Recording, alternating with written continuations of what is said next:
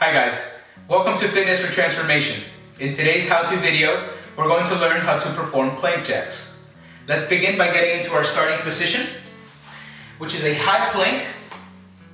Make sure your core is engaged and your joints are stacked. You want your wrists directly below your shoulders. Make sure your neck and spine are both neutral. That'll create a nice straight line from your head to your heels. And then we can begin. This is your starting position. Let's begin with the modification first. Step your right foot out and bring it back to center. And repeat with your left foot.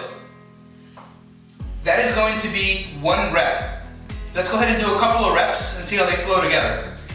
Let's begin. Right foot out, back to center. Left foot out, back to center. And continue. Focus on your breathing. Keep your core engaged. And try to keep that booty low. Let's go ahead and remove the modification and do a normal plank jack. Our starting position remains the same. Make sure your joints are nice and stacked. Get into that high plank position. This time, we're going to jump our feet out simultaneously. Let's begin. That is 1 plank jack. Let's do a couple of sets together this time and see how they flow. Let's begin. Keep that booty low. Keep that core engaged.